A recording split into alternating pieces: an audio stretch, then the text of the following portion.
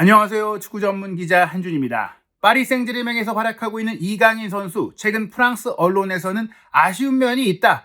더 날카로운, 더 공격적인, 더 과감한 플레이가 필요하다라는 지적들이 따랐었는데, 오히려 세계 최고의 리그인 프리미어리그에서도 최고의 명문팀 아스널과 맨체스터 유나이티드, 그리고 뉴캐슬 유나이티드까지도 이강인 선수 영입을 위해 경쟁에 뛰어들었다는 보도를 통해서 이강인 선수의 능력과 재능, 천재성이 세계적으로 유럽 전역에서 인정받고 있다는 사실이 드러났습니다. 저희가 디 애슬레틱의 아스널 공신력 1티어 기자 맥 니콜라스 기자의 최초 보도와 더불어 이탈리아 이적시장 전문 매체의 독점 보도를 소개해드린 바가 있는데요. 그 보도에 이어서 스페인과 프랑스의 최고 공신력 매체에서도 이 이적 협의 상황이 사실이라고 소개했고, 특히 프랑스의 레키프 파리 담당 기자로서 공신력 1티어로 역시 유명한 로익 탄지 기자는 파리가 이강인 선수를 내줄 생각이 없다고 하면서도 이적 협의가 가능한 조건이 설정되어 있다는 이야기로 이적 가능성이 결코 배제 불가능한 상황이라고 이야기했습니다. 그렇다면 그 조건은 무엇인지,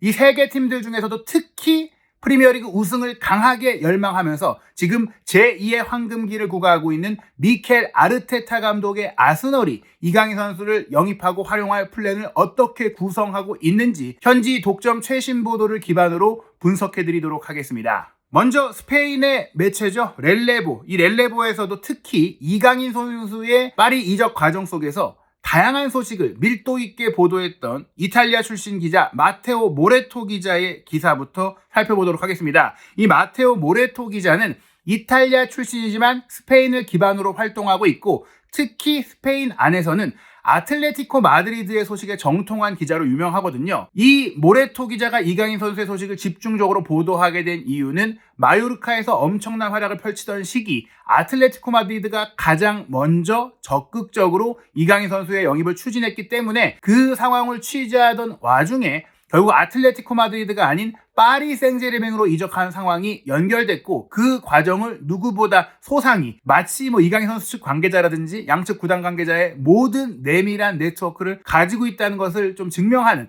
그런 정보를 소개했었거든요. 아마도 그 이후에 이강인 선수에 대한 소식을 좀 밀도 있게 계속해서 체크해왔던 것 같아요. 이 마테오 모레토 기자가 파리 생제르맹의 이적 시장 소식을 소개하면서 밀란 슈크리니아르 선수가 지금 전력 외로 조금 밀려나면서 여러 팀들과 연결되고 있는 상황, 튀르키예 이적설 이런 얘기들이 나오는 과정 속에서 이강인 선수의 얘기도 함께 소개를 했는데요. 프랑스 클럽 파리 생제르맹에서 이강인은 중요한 선수다라고 하면서 1월 달에는 그가 떠나는 상황, 그게 없는 상황, 그가 이제 시즌 도중에 이탈하는 상황을 원하지는 않을 것이지만 이적 시장의 여러 팀들이 이 한국 선수의 영입을 위해 문을 두드리고 있다고 했어요. 이 문을 두드리고 있다라는 얘기는 공식 오퍼, 그러니까 문서화된 정식 제안이 온 것은 아니지만 구단 측의 양측의 실제 구단 관계자가 이적을 전제로 한 의향을 묻고 논의를 하고 있고 어떠냐라는 그런 얘기를 주고받고 있다는 얘기예요. 거기서 당연히 오퍼가 오고 공식 협상이 열리기 전에는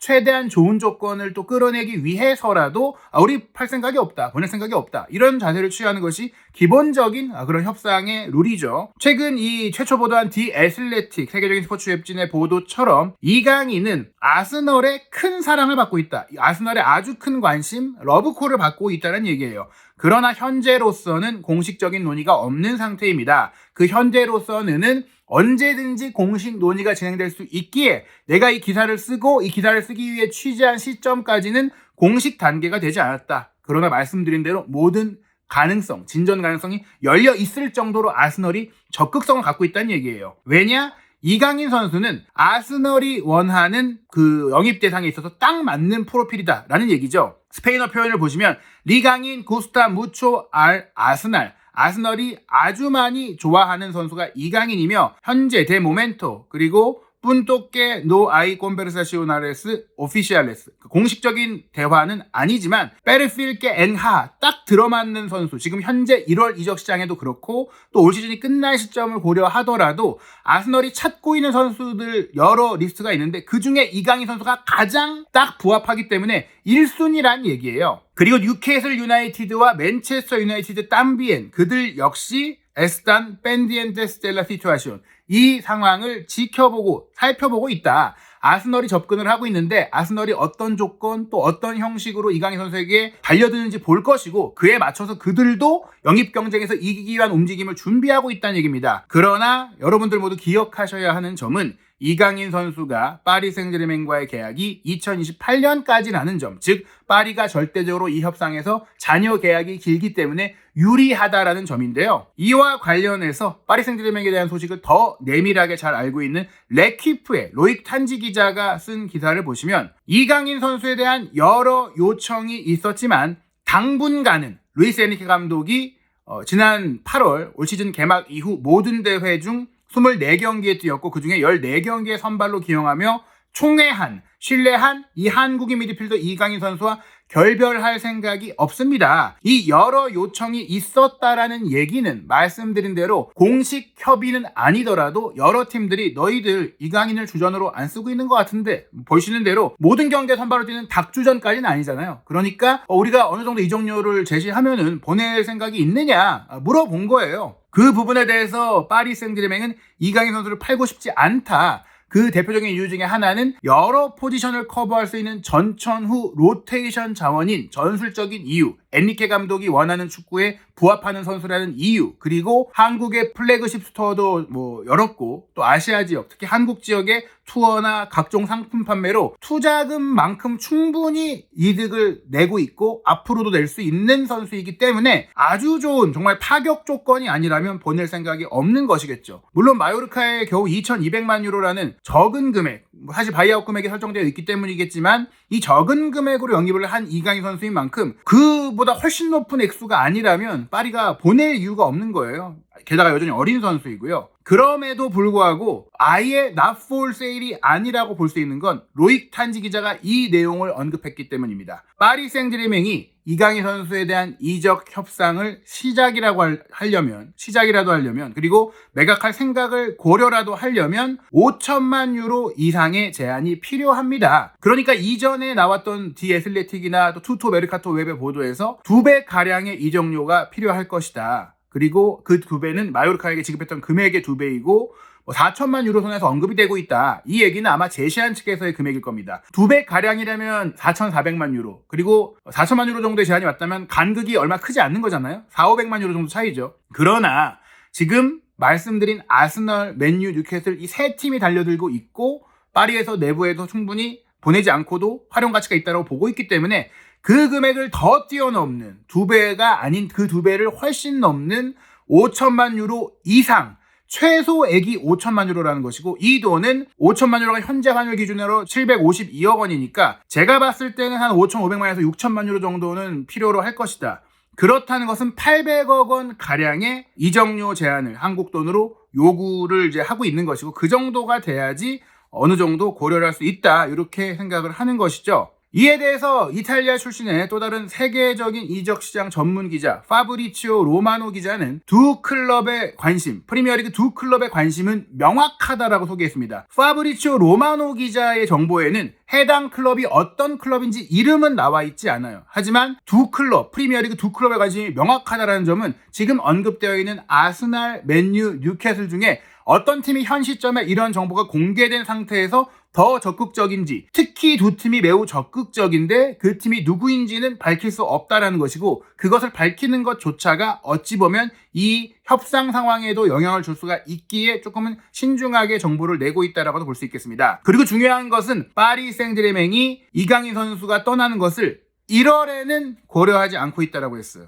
이 얘기는 이번 1월 이적 시장은 웬만하면 보내지 않겠지만 시즌이 끝난 이후에는 어떻게 될지 모른다. 즉 올 시즌 종료 후에는 이적 가능성이 있다라고도 볼 수 있는 거예요. 그 이유는 이강인 선수가 1월 달에 나갔을 때 파리 입장에서는 아직 UEFA 챔피언스리그가 살아있고 또 시즌이 끝나고 나서 끝난 시점에 피파 클럽 월드컵도 참가를 해야 되는데 그 많은 일정 분명히 많은 스쿼드의 뎁스가 필요한 과정 속에 이강인 선수의 역할을 대체할 수 있는 또 다른 전술적 자원, 범용성 자원을 데려오는 것은 매우 어려운 일이에요. 그러나 시즌이 끝날 시점에 다시 프리시즌부터 팀을 구축하고 계획하는 과정이라면 그 대비를 할 수 있는 이강인 선수를 매각한다면 들어올 현금을 통해 영입할 수 있는 선수, 팀의 재구조화 계획이 가능하기 때문에 여름에는 가능하다라는 겁니다. 물론 여름에 꼭 팔겠다는 건 아니에요.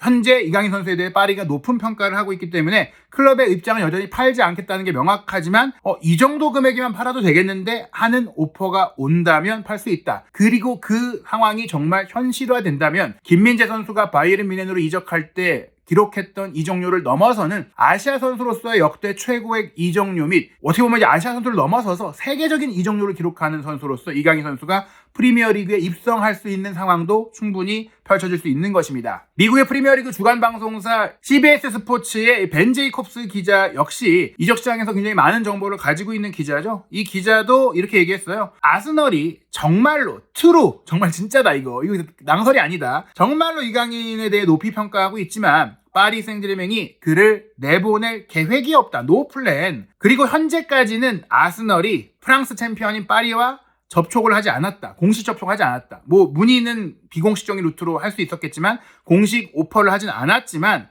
그 이유는 1월에는 그 모든 오퍼가 거부될 것이라는 점을 알고 있기 때문이다. 그 얘기는 1월에 오퍼를 괜히 했다가 가격 협의만 더 올라갈 수가 있으니까 이렇게 상황을 살펴보고 되겠다 싶어야지 오퍼를 하는 거거든요. 어려운 상태에서 오퍼를 하면 더 금액이 올라간 채로 시작점이 높아질 수밖에 없기 때문에 정황상 지금 1월에 못 데려온다는 걸 어느 정도는 받아들이고 있다. 이렇게도 봐도 돼요. 하지만 1월 안에 파리 생제르맹이 만약 UEFA 챔피언스 리그 페이지 통과에 실패하는 상황이 된다. 즉 남은 2경기 결과를 통해서 충분히 파리가 2월에 있을 플레이오프조차도 나가지 못하는 상황이 될 경우에는 아스널이 이적 시장의 문이 닫히기 전에 오퍼를 던져볼 수 있는 거예요. 물론 그 오퍼가 반려되고 거절될 수도 있겠지만 그 상황이 된다면 충분히 가능성이 열린다. 피파 클럽 월드컵에 하실 위상은 그렇게 높이 보지 않거든요.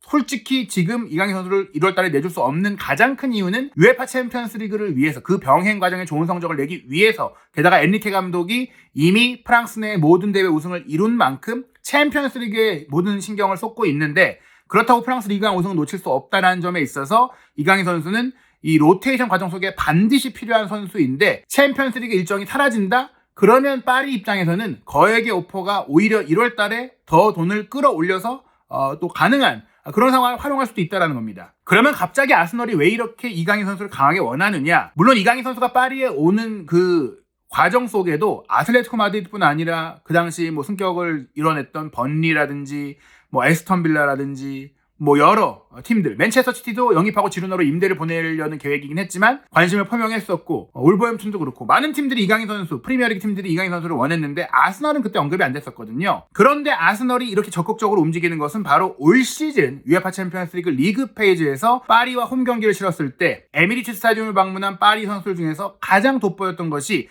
공격 라인에서 가짜 9번 및 오른쪽 사이드 역할을 맡으면서 또 왼쪽까지 넘나들면서 모든 위치에서 빼어난 능력을 보여줬던 이강인 선수의 활약을 직접 봤기 때문입니다. 실제로 소파스코어의 당시 경기 기록 기반 평점에서 이강인 선수는 주앙 네베스의 7.4점에 이어 두 번째로 높은 파리 선수 중에 7.3점의 평점을 받았거든요. 이 경기 아스널이 2대0으로 이겼던 경기이기 때문에 파리의 팀 자체가 인상적이진 않았지만 이 당시 이강인 선수의 경기 기록 보십시오. 69회의 볼터치를 기록을 하면서 선발 출전 풀타임을 소화하면서 무려 96%의 패스 성공률, 정말 놀라운 볼 소유 능력, 연결 능력, 조율 능력을 보여줬고 그러면서도 5개의 키패스, 한 경기 5개 키패스 자체가 쉽게 나오는 그런 기록이 아닙니다. 이렇게 안정적이면서 노련하면서 치명적이면서 창의적인 패스를 보여줬고 또 크로스만 8개를 연결했고 3개를 적중시켰고 롱볼 정확성은 100%에 달했고 비록 성공률이 높진 않았지만 7번이나 지랑 경합을 시도하면서 몸싸움도 적극적이었고 여기에 수비가 잠시 공 가로채기 1번, 태클 1번을 기록할 정도로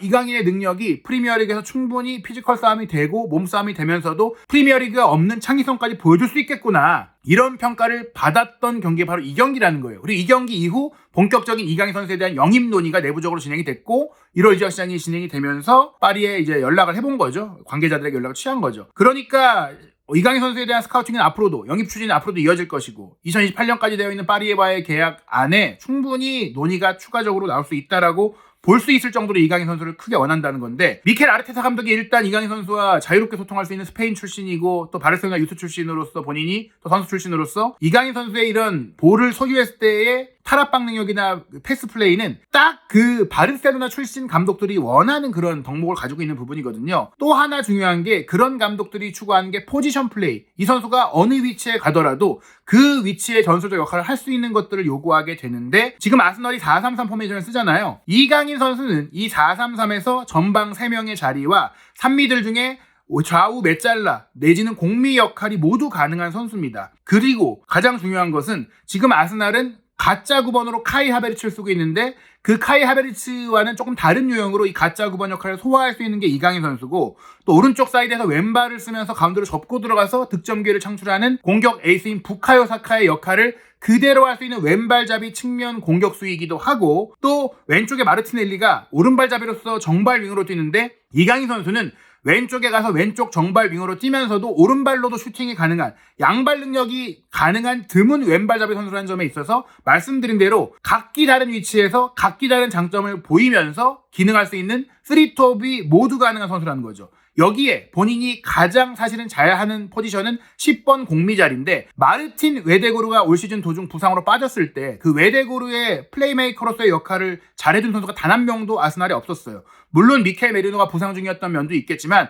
어찌됐거나 메리노의 장점과 또 웨데고르의 장점이 다른 면이 있는 가운데 이강인 선수는 정확하게 이 웨데고르의 역할을 할 수 있고 게다가 메리노와의 합도 좋을 수 있는 선수인데다가 메리노의 역할까지 가능한 중앙 플레이메이커형 미드필더 역할도 가능하다는 점은 이강인 선수가 이 한 명을 데려왔을 뿐인데 꼭 주전이 아니라고 하더라도 모든 위치에서 주전급 자원과 거의 차이가 없는 경기력을 발휘할 수 있는 만능 열쇠와도 같은 로테이션 자원이 될 수 있다. 거기에 아시다시피 아시아 마케팅을 통한 막대한 수익, 이를 통해서 어떻게 보면 아스날이 아시아 지역에서의 영향력과 인기를 높이고 수익 모델도 높이고 한 명의 선수를 영입통해서 재정적으로 오히려 이득을 보면서 전술적으로도 많은 이득을 볼 수 있는 여러 선수를 굳이 안 영입해도 충분히 뎁스를 만들고 여러 대회를 병행하면서도 좋은 성적을 낼 수 있는 선수가 바로 이강인 선수라는 것이죠. 물론 미켈 메리노의 계약 기간도 2028년까지 길게 남아있고 웨데고르도 2028년까지고 또 유망주인 은와네리 선수도 있고 그리고 지금 뭐 사카 선수도 아직 한참 어린 전성기의 나이이고 뭐 제주스도 무난하고 하베르츠도 계약 기간이 많이 남아있긴 하거든요. 하지만 말씀드린 대로 이 선수를 두루두루 대처할 여러 주전급 백원점을 영입하는 것은 자금적으로나 선수들이 그 출전 기회가 줄어들 경우 생길 수 있는 불만을 고려했을 때는 어려운데 이강인 선수 딱 한 명을 가지고 이 모든 포지션을 커버하는 로테이션 자원으로 둔다면 부상, 징계, 체력 여러 가지 이슈를 통해서 언제든지 파리에서처럼 이강인 선수가 한 자리를 지속적으로 뛰지는 못해도 여러 자리를 돌아다니면서 충분히 많은 출전 기회를 또 가질 수가 있다라는 점, 그런 점들은 이제 아스널이 파리에서 이강인 선수를 활용하는 것들을 참고를 하면서 충분히 본인들도 그렇게 써볼 수 있겠다라고 생각하고 접근할 수 있다는 겁니다. 파리 생제르맹은 트로피 드 샹피용 우승을 차지했고 이제 본격적으로 프랑스 리그왕 후반기 및 쿠프 드 프랑스 일정 그리고 UEFA 챔피언스리그 리그 페이지 마지막 두 경기를 준비하게 되는데요. 사실 뭐 프랑스 리그왕 우승 도전은 어렵지 않아 보이고 쿠프 드 프랑스도 마찬가지지만 지금 UEFA 챔피언스리그 리그 페이지에서는 남은 두 경기를 모두 이겨야만 최소한 플레이오프 진출권이라도 얻을 수가 있는데 1월 23일 목요일 새벽 5시 맨체스터 시티와의 7차전 경기는 맨시티도 탈락 위기에 몰려있기 때문에 굉장히 어려운 경기가 될 수 있고 1월 30일 새벽 5시 슈투트가르트와의 원정 경기도 독일 원정이라는 점에서 결코 만만치 않은 경기거든요. 이 두 경기를 모두 패배한 시점이 되더라도 2월 3일까지 겨울 이적 시장이 열려있기 때문에 그 시점에 파리 생제르맹이 UEFA 챔피언스리그 진출에 실패를 한 상황이 됐다면 아스널이든 혹은 뉴캐슬 맨유도 같은 이유로 이강인 선수 영입을 위한 제안을 공식적으로 할 수가 있습니다. 과연 파리 생제르맹이 이강인 선수를 지켜야만 하는 이유가 될 챔피언스리그에서의 결과 어떻게 펼쳐질지, 이강인 선수가 프리미어리그에 정말 가는 상황이 펼쳐질지 1월 이적 시장 기간 동안 나올 최신 뉴스와 또 이강인 선수와 파리의 경기 상황 한준TV 구독, 좋아요, 알림 설정을 통해 빠르게 확인하시기 바랍니다.